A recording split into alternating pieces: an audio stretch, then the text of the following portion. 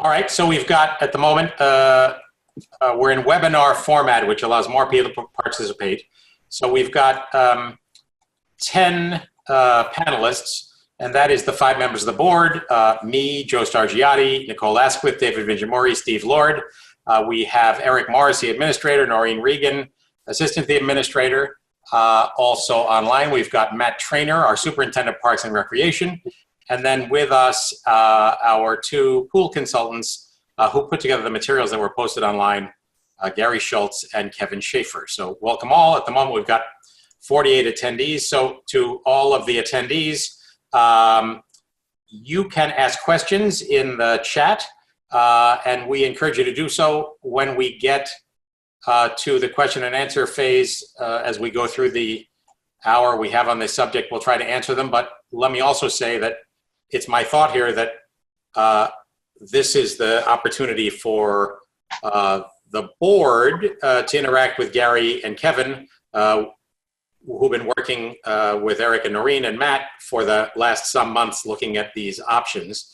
So the board is having this first chance to talk to Kevin and Gary, probe exactly what led to the suggestions they have, and go from there. So what I hope and expect is that we're going to come back to all of you in the community and have further Zoom town halls in the absence of a live one, at least for the moment, and do those in a more freewheeling fashion where folks can pipe up and hear one another to talk it out. So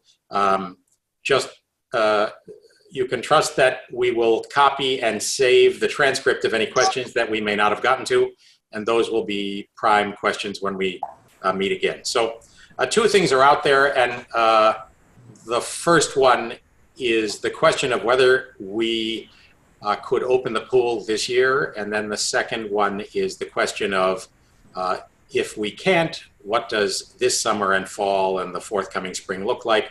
Could that have any effect on the pool season for 2021? And then what is it that the community might want that we imagine we might be able to make happen to create a different, better, repaired pool for the future? So more on that in a moment. I really don't think that it's the best use of our time, since we have Gary and Kevin here, to spend a lot of time on the question of whether we can open the pool this summer. As you all know, back in May, we decided we couldn't. And full disclosure, I don't think we're feeling differently about that, but lots of folks, including no doubt many of you who are attendees, have come to us and asked us to reconsider that decision, especially in light of the fact that so many other pools in Westchester are opening. So just a couple of things to say about that, and then an offer I throw out to you to have a freewheeling town hall on that subject, if that seems useful to folks, perhaps this Thursday night, which we could focus specifically on that question. But big picture is that, first off, because our pool site is quite a bit smaller than lots of the sites in communities that are opening their pools, that's the first problem we confront. The guidelines for social distancing are quite severe and pretty hard to achieve. And honestly, my own opinion is that it is pretty much impossible to achieve. Certainly hard to imagine how you maintain social distancing in, say, a kiddie pool. How do you maintain social distancing in an environment where kids have come to the pool, kids and families, to have the fun experience they hope to have? So I can say that our overarching concern is not to contribute in any way to even a single case of the spread of COVID, because after all, our fundamental goal here is to build on the enormous progress that's been made in Westchester and in our region, and to make sure we get back to normal as soon as we can, and further to make certain that our kids can go to school in September if in fact that turns out to be possible. The worst possible scenario would be that we end up with an open pool, families and kids crowded together, and had some sort of an outbreak. So I know lots of people feel various ways about that, and lots of people feel very strongly that we should open the pool. So I offer, as I say, to have a town hall on Thursday evening to talk about that, but I do that up front to say I don't think that a majority of the board is inclined to try to open the pool. So anybody else on the board want to comment on that? Yeah, I'd like to make just a quick comment, which is I want to personally apologize to everybody who's listening now for I read the online petition. I read the back and forth on Facebook, and I saw the passion that people feel about some of these issues. There's been a lot going on in the last couple of months. We've made a lot of decisions related to the coronavirus. It seems like we've been on a call every night for some number of weeks. Had I known that this was the issue that people felt passionately about, even though at the time that we discussed this, we had, I think, about a 45-minute discussion. We felt that it was overwhelming to be able to accomplish the list of things that we need to do to open the pool, and that the experience wouldn't be great, and the number of people who could enjoy it and the amount of time they could enjoy it for wouldn't be great. We didn't know at that time whether we'd even move into the phase where that would be possible, nor did we know that many other pools in Westchester would open. And I feel bad that we didn't get more input from the community. Well, as Peter said, one of our primary concerns is getting all of the kids to school in the fall and not having what's happening in 22 other states happen here. But we're a small town. We're all your neighbors. So, we want you to be able to talk to us directly. And then if you don't hear the right answer, go online, post a petition, organize. Absolutely, that's a democratic process. But I feel bad that nobody either knew any of us personally or knew how to reach us to engage. For the record, my information, you can email me dvinjamuri@pleasantville-newyork.gov. My cell phone number is 917-207-8419. You can text me, and I'll set up a call with you at any time about any of this stuff. If you call me, I may not answer because I get a lot of spam calls. But, we're your neighbors. We're not doing this for power or money, I can tell you for sure. We're doing this because we want to have the same quality of life that we've all experienced together. And this has been a huge shock the last few months, trying to understand how to manage through this. So we do want to hear from you. Okay. Thank you, David. So let me then just segue to the subject. We have Kevin and Gary here, and just put in context a little bit of the history. I know a lot of the people who are watching have been part of the core supporter group of the pool and probably know as much about it or more than I do. But I'm going to share my screen here and show you a few things along the way. Can everybody see that screen, the aerial of the site? Yes. Okay. So here's the lay of the land. Our pool was built at some point or another in the 60s. And it has morphed in various ways over the years. Various parts have been replaced. Various things have gone wrong. The pool house was rebuilt entirely in the mid-'80s. It was renovated in various ways over the last few years. But what we have is a 1960s era core that's 120 by 75 foot pool, the one along with a kiddie pool.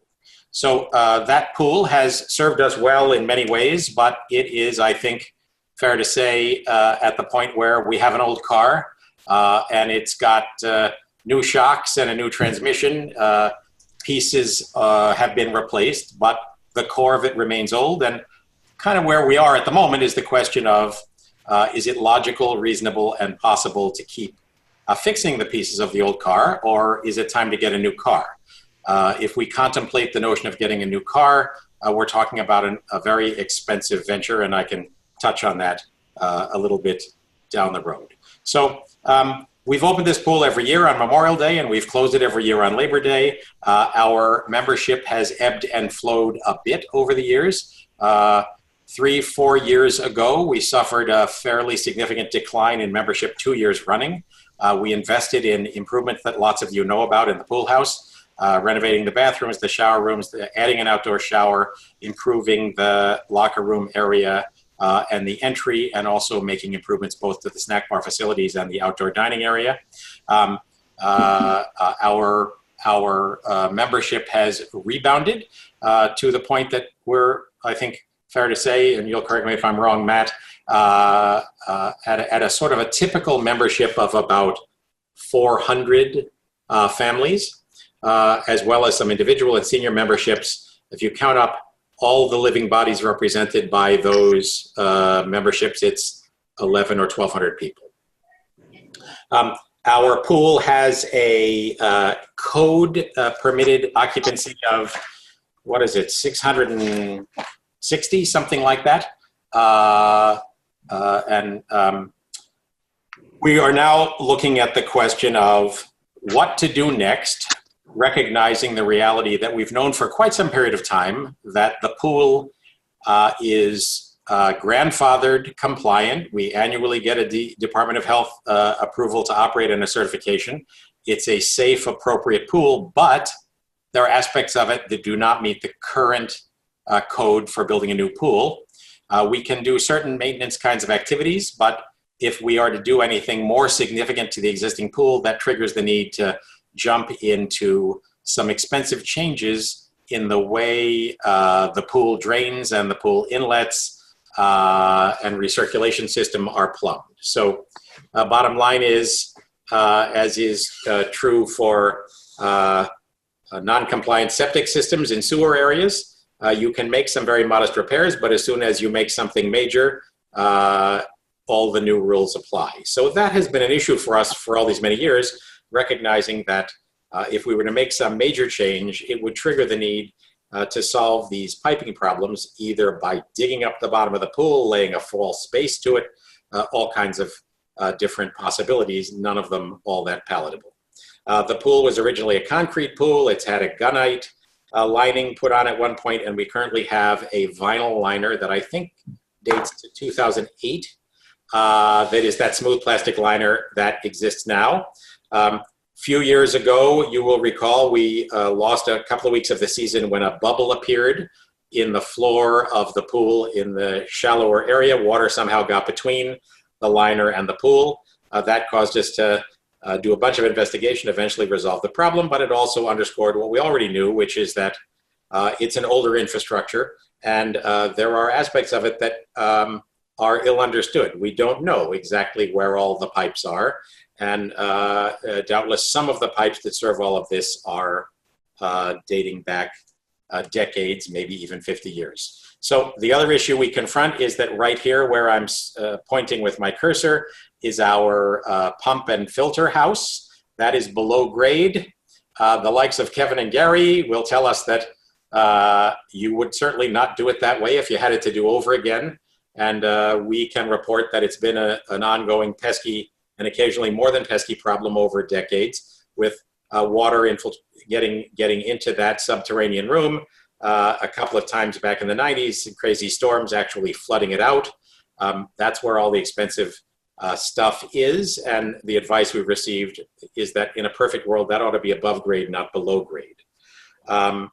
Last thing, which was a relatively recent problem, and to my knowledge, never before has happened, but a couple of years ago, a crazy storm, Nanahagan Pond overtopped the dam, and a great flood of water and sediment and sludge came down the hillside into the pool, got sucked into the systems, and killed some of our equipment. And as a result, at some significant expense, we have some new stuff in the filter house that's in very good shape, but also raised the question of whether there needs to be some sort of civil engineering effort in order to protect this low-lying zone from a future flood of that kind that would produce this problem. So then lastly, we've always wondered, is there a way to take better advantage of this space, that sort of often marshy lawn that's between the basketball courts and the back of the pump house? This thing is kind of a block to progress. Would there be a way to create more deck area? Would there be a way to create more area for folks close to the pool, keep an eye on their kids, but out of the sun? Our property line here is pretty close to the edge of the pool, and this property down here is owned by the cottage school. As most of you probably know, it starts to ramp up to an incline pretty quickly, but all those things are things we've talked about over time. So where we stand right now is We had a report in 2017 by Maurice Rangel, who's a pool consultant we've used at various points. He laid out in pretty exhausting detail the options we might have to fix this pool and make it code compliant. And then a year or so ago, the folks at Aquatica, Kevin and Gary, came to our attention, having been involved in the Dobbs Ferry pool that I guess is nearly complete, but I don't think it's actually open yet. I'll bring up a picture of that. And you guys will correct me if I've got this wrong, but this was an in-progress picture of the pool that's now built where the old pool was on Ashford Avenue in Dobbs Ferry. And the strategy is a little bit similar to some of the strategies that Gary and Kevin have proposed to us, which is instead of a perfectly rectangular pool, this area over here is a deep end that can be configured to 6 lap or racing lanes. Then there is a divider wall that you can swim around. This is a shallower area, and in this case, a water feature slide that kids can use. And then this turns into a zero entry area where anybody can just walk in and not have to manage steps. That's obviously attractive in general to lots of people, but also a big advantage for ADA access for anybody who has difficulty with stairs, for little kids. And then in this case, a piece of that zero entry area is carved out with this wall to create a kiddie pool in the corner. So among the questions, and I'll touch on this in a moment when I show the things they had suggested, is the question of whether a pool replacement project would retain our existing separate kiddie pool, which obviously offers a bunch of advantages, or whether it could be incorporated into a new pool as a section, perhaps in the manner that you see in this Dobbs Ferry picture. The advantage obviously being, at the moment, we have 2 separate pools and a whole bunch of duplicate systems to manage them. In a circumstance like the one you see at Dobbs Ferry, now a single set of systems operating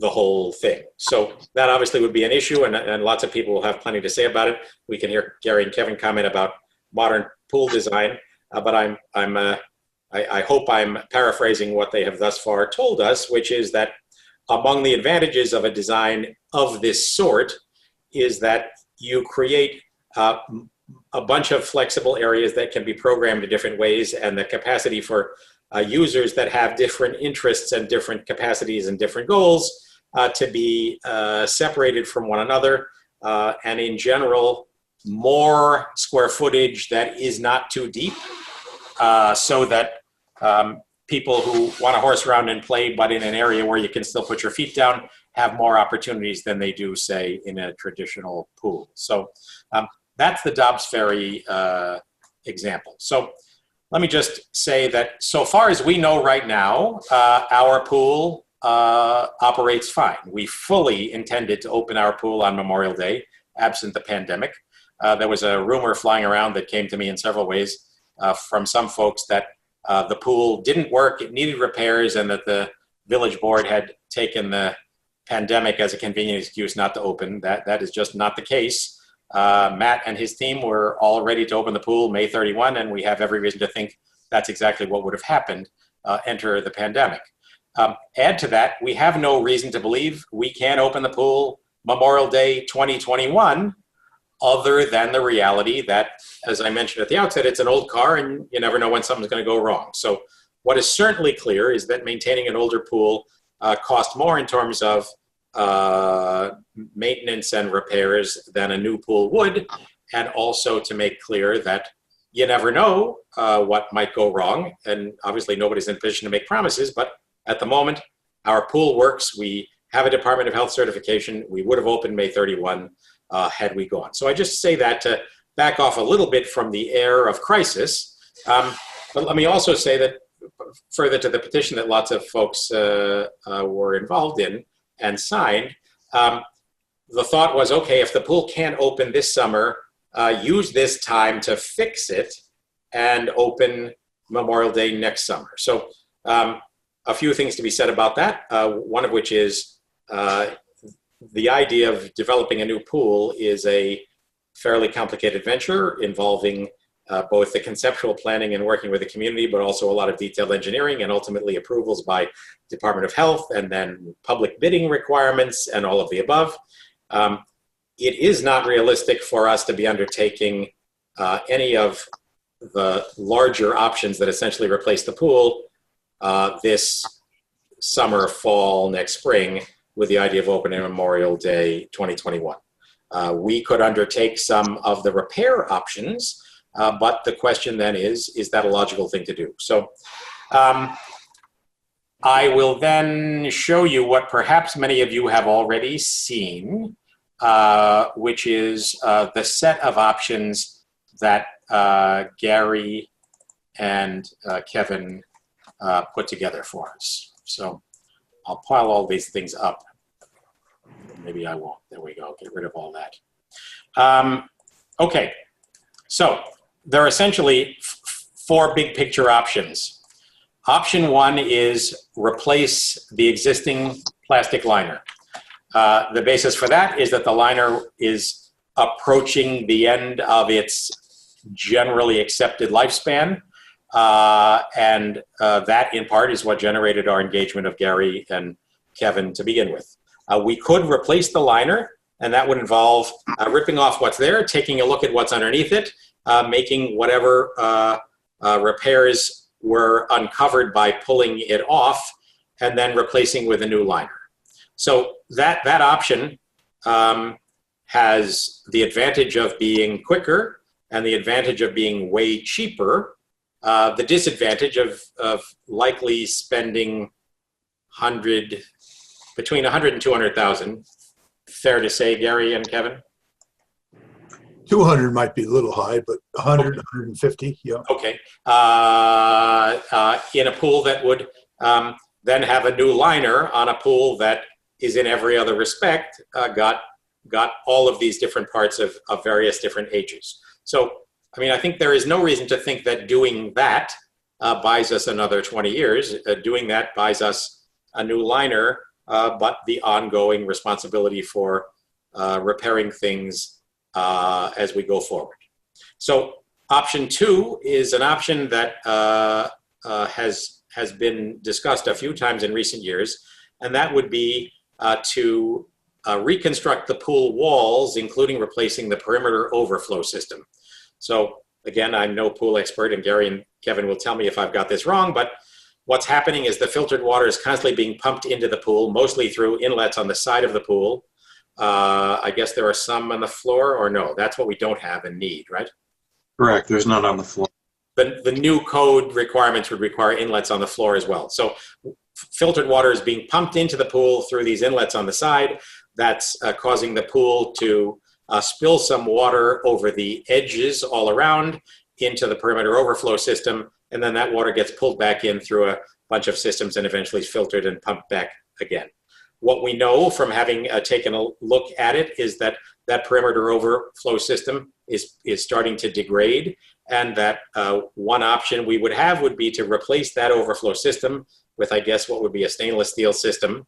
And at that same time, that would be the point at which we'd be required to create code-compliant main drains and floor inlets, dig up the bottom, add to the bottom, whatever, a fairly big deal. But we could, we believe, put the pool back together and essentially have a pool that looks very similar to the pool we have right now, with no changes to the equipment room, still underground, no changes to the filtration equipment or the pipes that serve it, no touch of, not touching the waiting pool, which has a relatively new liner anyway, and that option is in the $1.25 million-ish range. Option three is to create a entirely new pool design, combine the kiddie pool and the main pool in a design perhaps similar to what I showed you a minute ago at Dobbs Ferry, provide the zero entry and the different areas, move all of the mechanicals to an above ground pool utility building, and fill in the hole left by our current pool equipment room, and that would give us a bunch of options to increase the size of the deck at that end of the pool, to try to find a way to do something better and more interesting and more useful with that lawn that's in the basketball court. And then at the same time also undertake some flood mitigation measures to try to protect all of this from the potential of water and sludge coming over the dam, as happened a couple of years ago. So that option is in the $2.6 million range. And then option 4, an entirely new pool design for the main pool with a separate wading pool, which is essentially the same scheme as option 3, but would be the scheme that we would approach if people felt it was important to maintain a separate wading pool. And so at higher price, we could end up with a new pool and a separate kiddie pool. Again, a separate pool filtration system for the kiddie pool, which increases costs, and that number is in the $3 million-ish range. So, Peter, can I interrupt for a second? Sure. Just, I mean, I'm not going to bring up every question, but No, fine. Troy has a question about whether option 2 is the one that could affect the depth of the pool and to what extent it would affect it.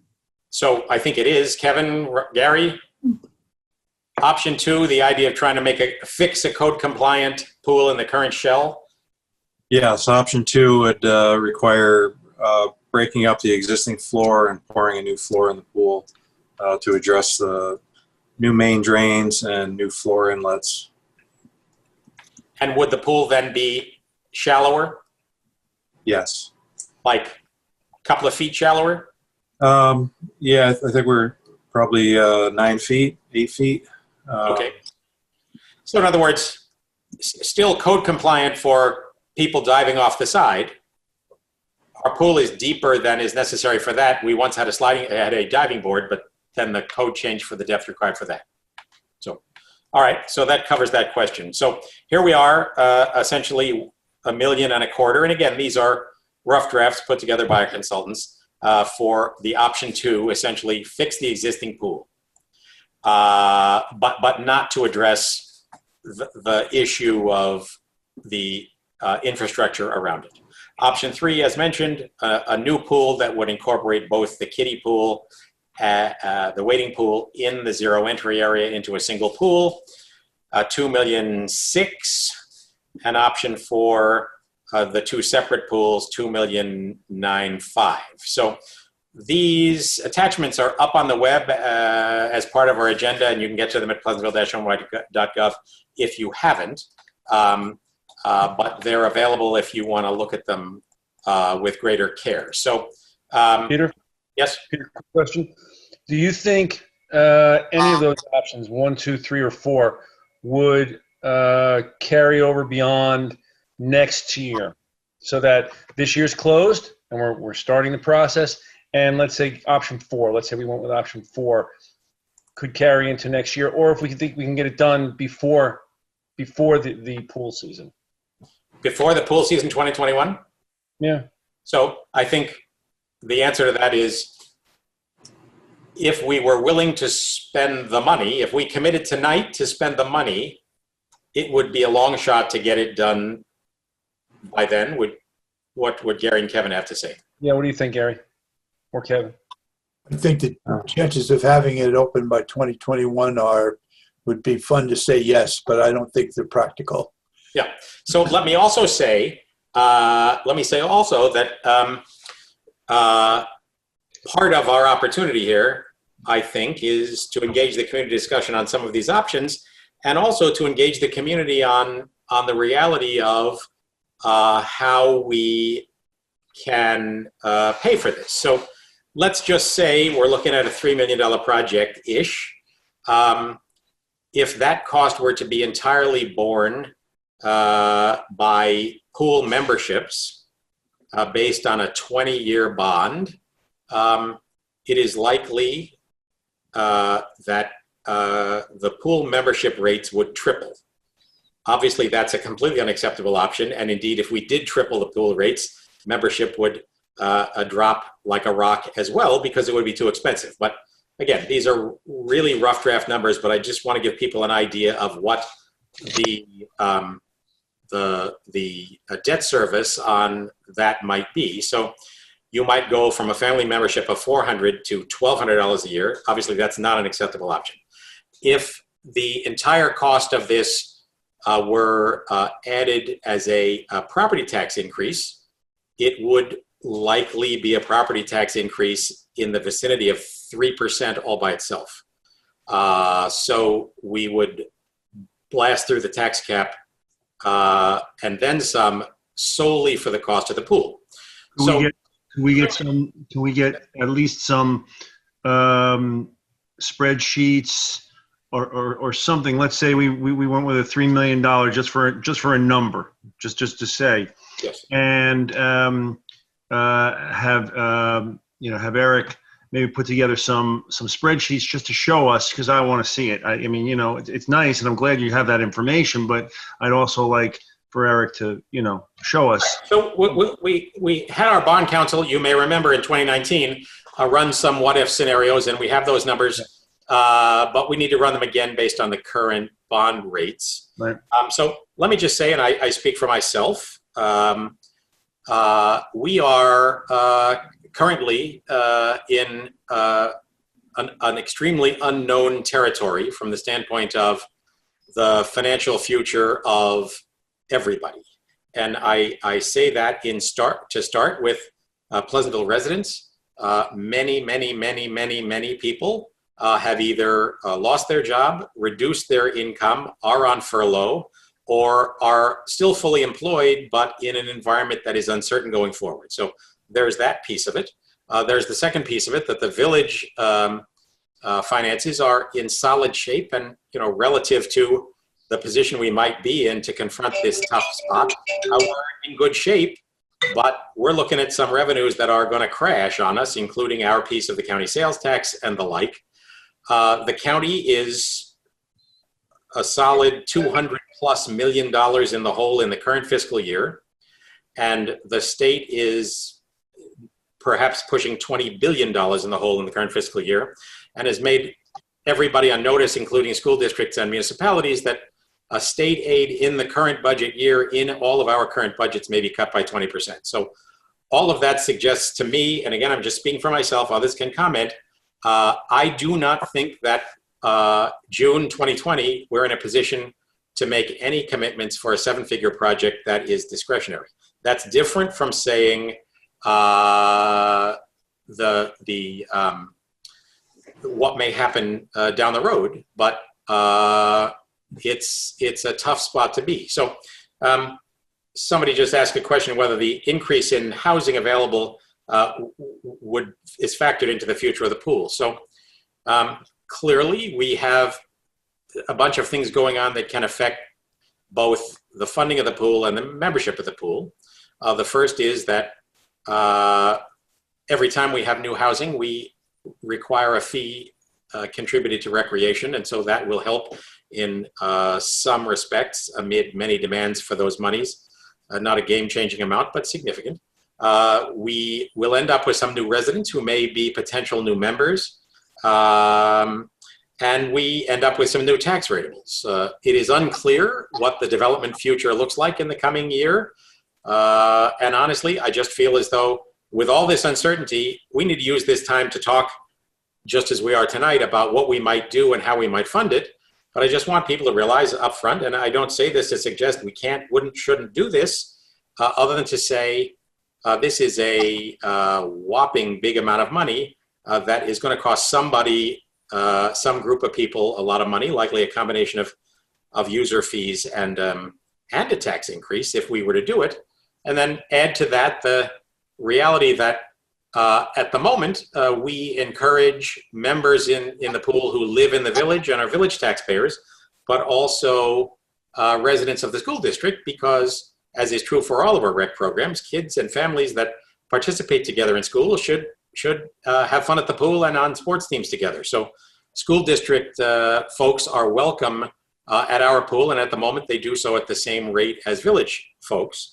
If we were to add a major tax increase to rebuild the pool, those folks wouldn't be paying it. And so it raises the question, and interested in what school district but not village residents think about how it might look if we had a tiered system where out-of-district folks are welcome to join but would pay a higher rate. So all those things are in play. But yes, we'll run those numbers for sure. So the bunch of, so why don't we, some questions are popping up and I'll answer them in a moment, but the board members want to ask Gary and Kevin more about the basis for their thinking. This is, correct me if I'm wrong, Gary and Kevin, a kind of a rough schematic of a pool that might make sense for us. You want to describe what we see here? This is actually a smaller footprint than our current pool, right? Yes. Gary, You're muted, Gary. Gary, do you want to talk about that design? You need to unmute yourself first, Gary. Okay. Is that better? That's it. Yes. You can. My wife would like to have that mute feature, by the way, if she had a chance. But that pool that you're looking at is 75 foot long with 6 lap lanes in it. That's the same width as the pool that you have there now. So the idea was to take that portion, put it in the spot where you already have those lanes, and extend out to make this zero entry and activity features of the pool. The difference, one of the differences in this is it's not deep enough. I didn't design it in this case to be deep enough for diving boards. I didn't put diving boards in, and I haven't seen diving boards going in a lot of municipal pools, new pools lately. They have gone in some, but because of the insurance risks, and because of the extra necessary depth and distance of depth of the pool, that adds a lot of water that needs to be chemically treated to the swimming pool that only a few children use when they dive in. So by eliminating the boards, we're able to make it more shallow and less water. Over on the activity side, where you see the steps and you see that tumble buckets toy, is a flat surface. It goes from 0 to 2.5 feet deep. That's here. No, right here, right there, it goes from 0, and if you go back to the steps, Yes, that sir. right there is 2.5 feet deep. Yes. And it remains 2.5 feet deep for 6 feet, Yep. and then it slopes back down to 3.5 feet. Yes. So that the 3.5 feet is contiguous with the 3.5 foot depth at the in the lap lane, and the flat area that's 6 foot deep is another area where kids don't have to worry about getting in deeper water, less water, and mom and dads do recreation there and have a consistency of depth and don't worry about the slope. The kiddie pool has little toy features in it and is only 18 inches deep at the deepest point. That's here. Right there. We generally add additional bottom floor return inlets in that area so that the recirculation rate in that particular area is higher than it is in the rest of the pool.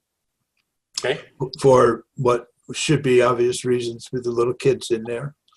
And where does this fall in terms of roughly which plan would it fall into? Plan number 2 or plan number 3, I think. But where do you think this will fall? This would fall. Which the whole pool? Yeah, this roughly, would you say something like this would be in series 2 or series 3 of the pools that or 4? It would be option 3. Option 3 or 4. Okay. Well, option 4 is providing a separate kiddie pool. So in other words, I'm sorry. Okay. Option 3. This would not exist in option 4. We just have a wider zero entry thing. So or a narrower one. Yeah. mean, for everyone who's watching, this is schematic. This isn't, Yeah. nothing about this is the design. It's just the Just first an thought about what idea this might be like. it's an idea that fits on the existing site, requires less space because the other pool that you have is very big and huge. And the consideration that I have had on more than a few of these municipal pools that we've done is that the larger, bigger pools that were built back 40 years ago could occupy a lot of people, more people than necessary, but there was very little to do in that space other than to jump in and jump out. If you weren't lap swimming as an adult, little children don't need 4 feet deep water, and they need more shallow water. Right. So taking these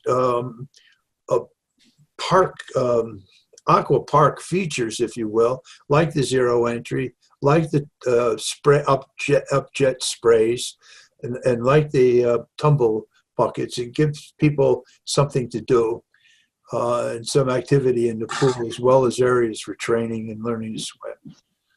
Peter, I just wanted to jump in for something. There's a lot of questions about features and all that sort of stuff, and I think it's important to note that this is, as Peter said, this is just a schematic. Before we embarked on a project like this, we would engage everybody that wanted to be engaged in a full discussion and, conversation around what people wanted to see in a full redesign of the pool. So I think it's important that we not get too hung up on the minute details of a particular thing we're looking at tonight, because this is very, very, very, very early, just to kind of start getting our heads around what the different avenues of approach could look like. But so, these are not set in stone. There's nothing here that's set in stone. I just think it's important to flare that. Thanks. Correct. Thank you. I agree with that, but nonetheless, I have some questions based on this schematic and understanding that it could change, but also wondering what the constraints are given the current footprint and the desire to make the volume smaller, which I guess is one of the issues. So just based on the image here, it seems like it really gives priority to the lap lanes. Our current pool, excluding the kiddie pool, essentially has 3 different sections. It has one that's shallow enough that younger children, well, not tiny children, but younger children can stand in it. It has this sort of middle section where... Get back to it. Go ahead, keep talking. Where, once children learn how to swim, it's a little bit deeper, and it's also the area where, I'm thinking of my son, for instance, a lot of boys shoot baskets and so on. And then there's the deep end, which includes the lap lanes, but is sometimes just used as a swimming area. So this schematic to me seems like it really prioritizes lap swimming, and that's not really, I know that happens, obviously the swim team uses it that way, but that's not really how I see the pool used most of the time. So I'm wondering if there are, possible conceptions that could speak to that, if that makes sense. Yeah. Yes. And if the constraint is partly the space. If you're not going to have a swim team or have any competitive swimmings, there's nothing that says you have to have a 6-lane lap pool. I think that many of the folks on the call here affirmatively want to continue the longstanding tradition of the swim team. So I think... Okay. Yeah, no, I'm not suggesting that we not have laps. It's just that I guess one question is the area that's more recreational just looks very small to me compared to what we're used to. So, and it could be made larger. And would that be, let's say, this is a very similar pool, right? Dobbs Ferry. Yep. But this zone is bigger than you show here. Yes, that's correct. So then obviously we always have some demand for fitness lap swimming all day long. Do you end up sometimes in a circumstance like this where you might only maintain 2 lap lanes and the rest of the space is used for recreational swimming at 3 in the afternoon on a Saturday, or not? Absolutely, yes. And is that typical? Is that the way it works? That is very typical. Okay. And that picture of Dobbs Ferry The lap lane that you see in the background is exactly the same size as I'm showing on this schematic. All right. So obviously the dimensions are up for grabs, but the general sense of the pool you're proposing looks like this. Yes, sir. Right. And for the other thing watching, and I think a few people may have already done it, you can go to Dobbs Ferry. It's right on Ashford Avenue and see it. The other thing for everyone is a big part of this is time management, right? Like typically you would not have a swim meet going on at the same time as camp or open free swim. Typically you're scheduling your pool based on the activities that you're having. So although it might seem like that maybe there's not enough time or room for one, you're not necessarily in the need for it because they're not going on at the same time. So that's pretty standard. Okay. There are a few questions in the chat. Are there questions from the board for Gary and Kevin?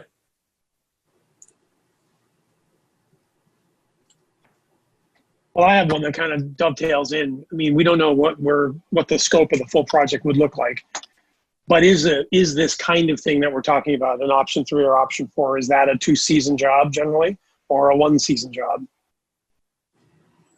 Well, it's generally a 1-season job if we started now. Right. If we So start now, the pool is out of commission for then 1 year, right? 1 season. Yes. Okay. Depending on when you start and stop and whether it's not a full replacement is not realistic to start September 1 and open the following Memorial Day. Is that right. Okay. So again, if we were to say we want an entirely new pool, we're talking about choosing a summer when it's under construction, right? But we could, since people are going to wonder this, we could conceivably, if we do close the pool this summer, keep our regular pool open next summer and then plan to close it the following summer so that we don't have 2 summers in a row.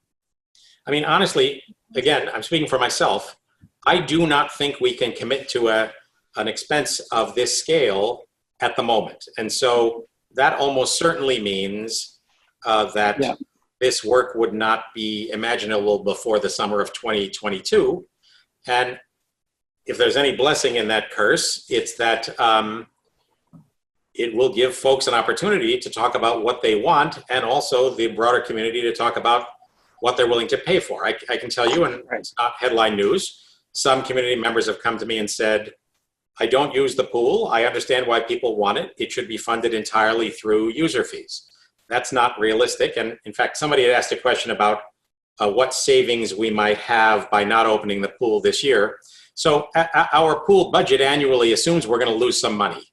And we have lost money on the pool every year for some years running. So there's already a public subsidy to the annual operation of the pool. So I think if we wrapped our heads around a means by which we could consider a $3 million project, we'd be cobbling together a bunch of different things. A piece of it is tax increase, a piece of it is user fees, and those user fees would not only need to increase, but also likely increase for non-taxpayer members to reflect the fact that it's the Village of Pleasantville that got hit with the tax increase. But amid that, we'd hope to see some offsetting value in perhaps increased memberships if we had a whiz-bang pool that was attractive to people, and perhaps we would have lower operating costs and almost certainly lower repair costs. Again, none of those are enough to move the needle to make this an easy climb. So somebody asked if the scheme we're showing here is what's priced in option 4. Essentially, it is option 3, what we see here. Option 4 would have a separate kiddie pool. One of the things that we separate including infrastructure, right? Not the sort of cordoned off one that you see in the picture, but separate kiddie pool with its own pumps, its own circulators, and all of that, right? Right. Correct. Gary and Kevin, if that were the scenario, if if folks felt it was important to maintain a separate kiddie pool, would we keep the one we have, or does that need to be rebuilt too? Well, if you want to reuse it in the same spot, if it fits in the same spot when we're done with the master plan, then we could keep that kiddie pool. And maybe, like you said, there's a new liner on it now, and it's only got 13,000 gallons of water in it, so we could keep that one there. And its long-term future is brighter than the big pool, just because it's simpler and less complicated. Is that fair to say? Well, yeah, except that there's nothing to do in that kiddie pool. I mean, I don't. Now, I don't know. My kids. There's lots to do in that kiddie pool, Gary. Yeah, but there could be You're just other not people. thinking like a 2-year-old. I'm not thinking like a 2-year-old. Or he is thinking like a 2-year-old. Yeah. What kinds of things do you mean, Gary? I'm thinking like toy features and spraying and moving and bubbling water that kids like. That's all. It's a tub, and of course there's a lot. They can get wet and get out and get wet, but there could be other features that could be added to that, And that without too much cost. Yeah. People have asked for that in the past. Circling around to your question, Peter, does that mean that we could have essentially option 4 for a price tag similar to option 3 if we sort of created a new pool in the footprint of the existing large pool and left the current kiddie pool more or less as is? I think the problem with the kiddie pool is it's also the same age, and I think there have been some structural issues there. I mean, we had a pipe burst. I think to bring that up to code and provide floor inlets and a new perimeter overflow system and new mechanicals, I think by the time we're done, you're better off building it from scratch. You could occupy the same land, but I think it would be hard to do that for the same cost as option 3. Okay, thank you. Can you talk for a second about the risks of option 1? You know, if we determine that we really want, a $2.5 or $3 million pool, but we have to. It's going to take us a while to get funding together. We may, obviously would have to do a bond issue. We may need public-private partnership or some kind of fundraising, whatever. Do we buy ourselves time with a liner? How much does it increase the risk of a significant expenditure to repair, et cetera? I think using Peter's analogy of the car, the older car with a new transmission, is you have a pool here. It'd be like say having a chassis that's starting to rust out. There's a point here where you do have a 60-year-old pool infrastructure. It's a very aggressive environment that the pool shell and the concrete and rebar and everything that goes into building a pool to make it last 50 to 60 years is, there's a finite time there, and nobody really can tell for sure how long that's going to last. But I think things you could run into with putting a liner in there is you could have another bubble develop. You could have some more leakage occurring. The perimeter overflow system is in it's in pretty rough shape, but it has lasted for 60 years. I think it's time for to look at replacing that. And could you touch on, I mean, obviously we know from 40 years of history that having the pumps and filtration system below grade has been a problem. Can we use our existing pumps, which some of them are new? You can use the existing pumps are fairly small piece of the entire overall system. It's not changing the budget in a big way. No, I don't think it.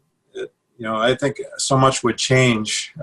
Flow rates, even the filtration technology and systems approach has changed drastically in the last even 20 years. And can you touch on what kind of steps you would undertake to solve the flood mitigation problem? Well, there's a couple of things that we would look at. One is looking at possibly increasing the inlets out of the pool, looking at the culvert that runs beneath the building, see if the capacity can be increased to handle that additional flow during a storm. We're also looking at some fairly moderate to mild regrading of the area to divert flows so that they, we can try to keep that out of the pool. I think the biggest benefit to this would be getting the equipment up above grade. That's obviously where the biggest investment and the most risk is. If you do get some overflow into the pool, it's something that could be cleaned out. The risk of damage isn't as great. It's more of a cleanup situation than having to replace your equipment. Okay. And what the thought was, rebuilding that equipment room and moving it so it's not dividing that site, possibly moving it to the back, maybe a different location. Also an opportunity to maybe create some shading for folks. Right. We'd have a new... To make that So I site. wanted to ask about that. So Kevin and Gary, do you guys, the new pools that you see being built now, do they typically have a snack bar with them?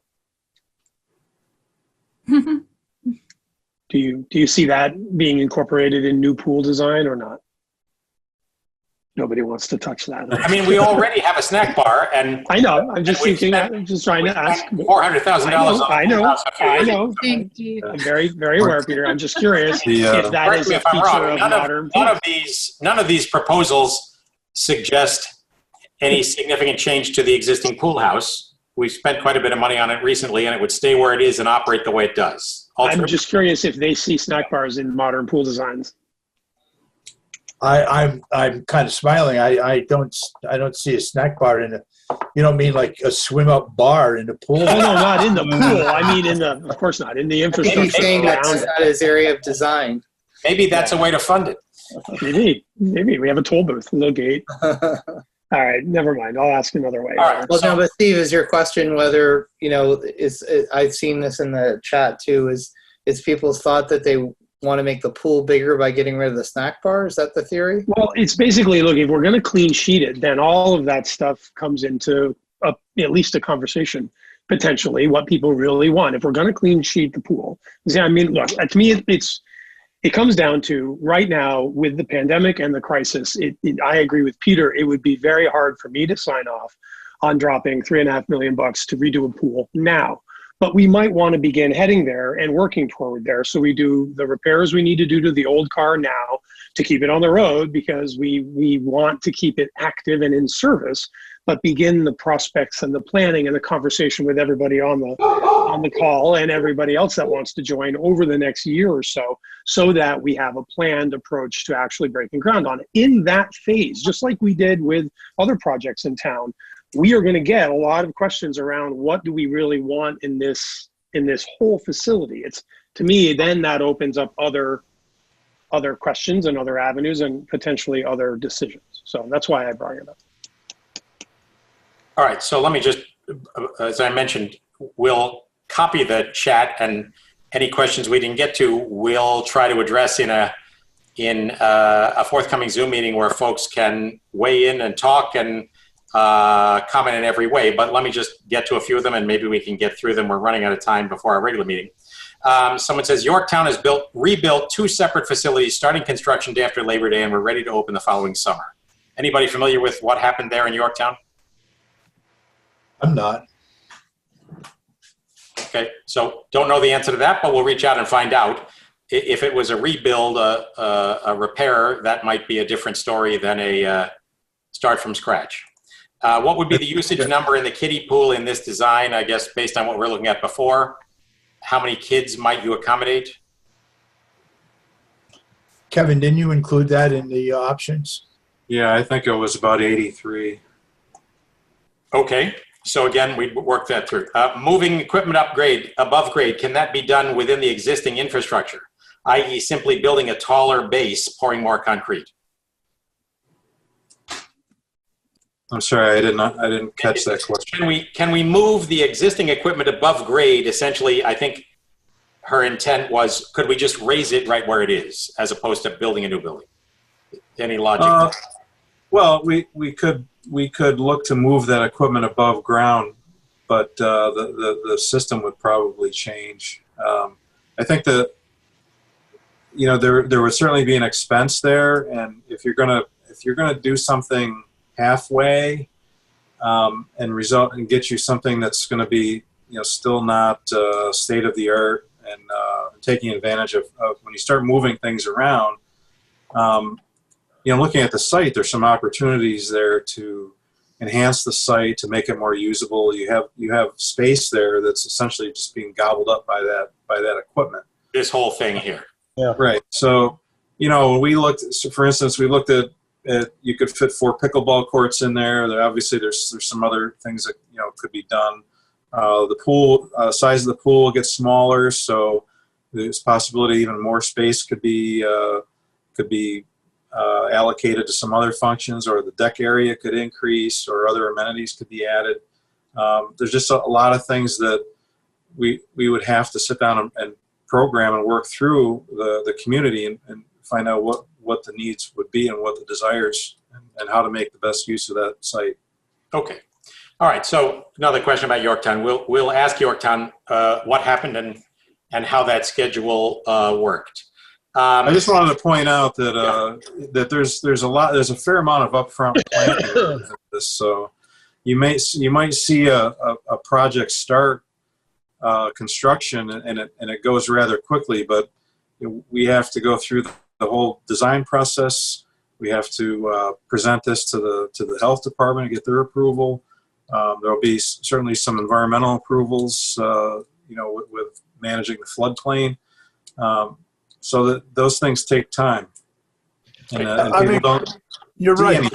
Kevin's right. From start to finish, if you're ready to put a shovel in the ground on day one, you could probably have this done in 3.5 months.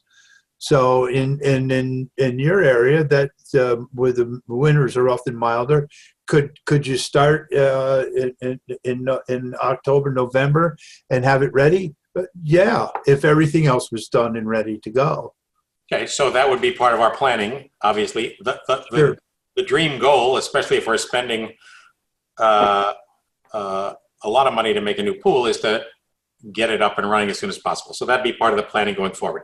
Someone asked, what's the limiting factor on the number of season tickets sold? Can a redesigned pool be used to sell more tickets and spread the cost among more users? So at the moment, we've never been in a circumstance where we were oversubscribed to the point that it felt like the pool was too crowded. But at the moment, give or take, the total number of registrants, including all the members of the families, are, give or take, about twice as many people as are allowed to be in the pool at once. But that's kind of self-limiting because not everybody comes the same day. Have I got that right, Matt? So if we certainly could sell more pool passes, although we could conceivably get to the point where that was a problem. Obviously, some folks decide to go to the Mount Pleasant pool, which is much bigger and different facilities. And some folks prefer that. Some folks prefer the setting in Pleasantville. It's my sense, without any certainty, that a brand new pool would generate some new members, and that might help. A bunch of questions about the board's priorities relative to the Manville Road pedestrian project and the Memorial Plaza civic space. So, what I would say about that is we have the responsibility to lots of different aspects of our community, including a vibrant downtown, including pedestrian safety. Somebody suggested that those projects don't benefit kids. I would challenge you on that I think they do benefit kids. And indeed, they benefit everybody else. So that's where it came from. But I can tell you, further to my comments up front, nothing's going forward at the moment in the post-pandemic world, hopefully post-pandemic, until we understand what the economic world looks like. And so I will also say that none of us, up until relatively recently, have contemplated the possibility that the pool might cost us $3 million as opposed to $1.5 million. And now, with the assistance of Gary and Kevin, a bunch of reasonable points are made that suggest maybe you don't want to put a new transmission in the old car, and that's where we are right now. So it's big money for a community of this size, no Peter, doubt. can I ask a question before we move on?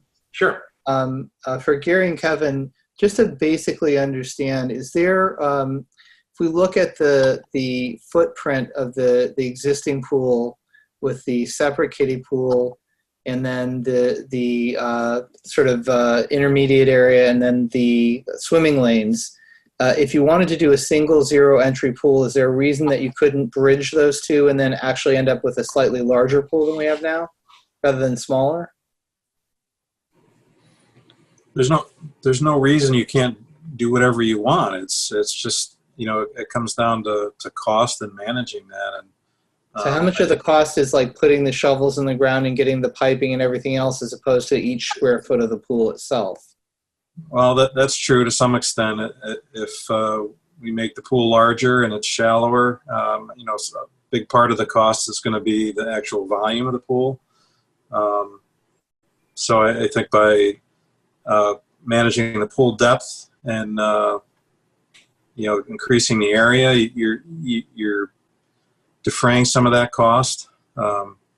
It's hard to say that there's a fixed cost per square foot area of a pool, because it's going to vary depending on ground conditions and depth and filtration and number of bodies of water.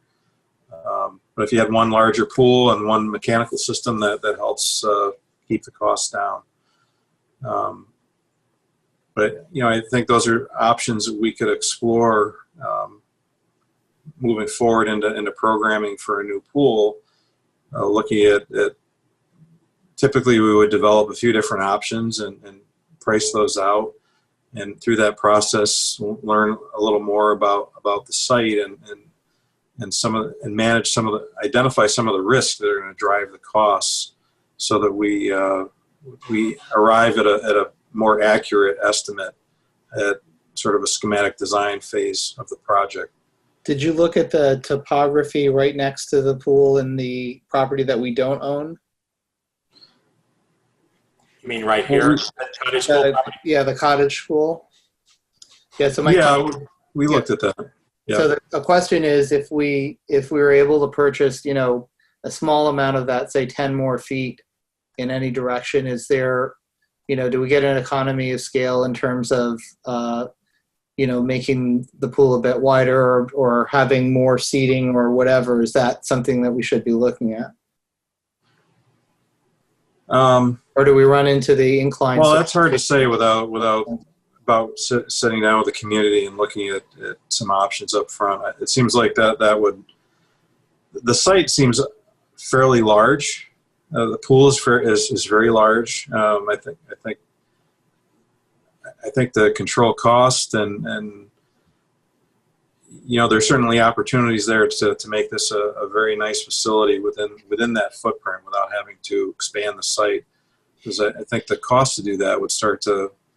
I don't think it would save cost, I guess. No, that's right. Let me also say, just before people get too far in that direction, over the years we've had some conversations with the cottage school, and they have been cooperative about the idea of an easement to use some of their land, but they are constrained in various ways by their corporate not-for-profit structure and by the way the land came to them. And the idea of buying a piece of the land, at least in past discussions, has not been an option. A potential easement to use it, a revocable easement, might be imaginable, but there are a bunch of complexities there. So, and further to the question about the size of the pool, another thing over these many years that folks have said to me is they wish there were more and more varied deck spaces around the pool, especially places where you could sit that are right at the pool in view of the kids or whatever the goings on, but more in the shade. And so, as you know, this side of things is quite narrow. And so if the pool were a different shape or smaller, it introduces some new options. Likewise, if this pump house weren't there, a bunch of other new options. So, so our story is it's 8:10. We're supposed to start a regular meeting 10 minutes ago. So here's what I'm going to do. I'm going to, first off, we're going to copy the entire Q&A list to make sure we capture all those questions, and we will schedule a time to come back and talk about this issue after all of you who've been watching have had a chance to digest some of this and develop more questions or comments or concerns or issues. And so we'll schedule another session where folks can talk quite soon. A couple of people said, well, you're avoiding the question of whether you're going to open the pool this year, and perhaps they missed the comments at the outset, which is that I'm perfectly happy to have, and others on the board can join me on a town hall discussion Thursday night, and we can put that out as a Zoom option. We're hearing the comments people have had. We're also hearing comments from people that say, please don't open the pool because of the risk it confronts. I don't think collectively we're inclined to change the decision, which still feels as though it's the cautious and responsible step. But by the same token, we're here to listen to all of you, and we are beyond willing to do so. So we'll send that out by Zoom. If people want to engage that discussion, that's great. But the Zoom meeting regarding the future of the pool, I think, is the separate discussion about this. So I just want to thank, first off, Gary and Kevin. Thank you for your assistance thus far and for your useful advice that has, I think, helped give some focus to all that we need to think about. Thanks to the 70 some odd people who have joined in to listen. And we look forward to continuing that conversation with all of you soon. Thanks to Matt Trainer. Thanks to Eric and Noreen for having pushed this project forward to this useful point. So we're going to sign off from this. Any of you who are interested in our regular meeting, stay on and we'll continue.